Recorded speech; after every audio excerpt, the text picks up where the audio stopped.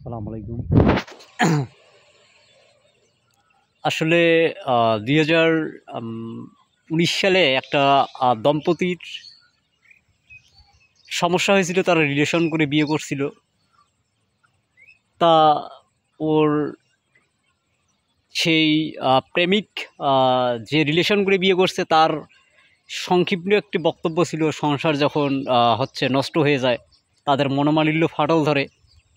সে একটা কথা বারবারই বলতেছিল যে, "আমি তোমাকে অনেক ভালোবাসি, তোমাকে অনেক সুখে রাখতে চাই।" কিন্তু সে শুধু বারবারই বলতেছিল তার ওয়াইফকে যে, "আমি তোমাকে ভালোবাসি, ভালোবাসি, ভালোবাসি।" যখন তার ওয়াইফ এটা দাবি ধরলো যে, "তুমি আমাকে ভালোবাসো, কিন্তু আমার ভরণ পোষণেরও তো দায়িত্ব নিতে হবে। আ ভরণ-পোষণ বলতে সবকিছু, অল এভরিথিং। সোনো পাউডার থেকে শুরু করে তেল, সাবান যা আছে।" কিন্তু সে আ যখন তার প্রেমিকা এটা দাবি করলো যে এগুলো দিতে হবে, তখন সে প্রেমিক বলে যে, "আমি তো এগুলোর দায়িত্ব নিতে চাই না। আমি তোমাকে এগুলোর দায়িত্ব নিতে পারব না, কিন্তু আমি তোমাকে ভালোবাসি।"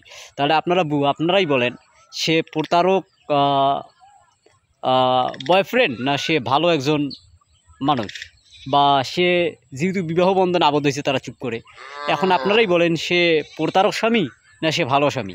কারণ সে ভরণ-পোষণের দায়িত্ব নিবে না। কিন্তু সে আবার কি বলতেছে যে, আ সে ভালোবাসে, ভালোবাসে, ভালোবাসে এই কথাটা বলতেছে। অতএব তার কথার কোনো মূল্য নাই, ভিত্তিহীন। অতএব এ কথাটা আজকে আবারও বলার কারণ হচ্ছে এটাই যে, আজকে আবারও একটা ফ্যামিলির সমস্যা।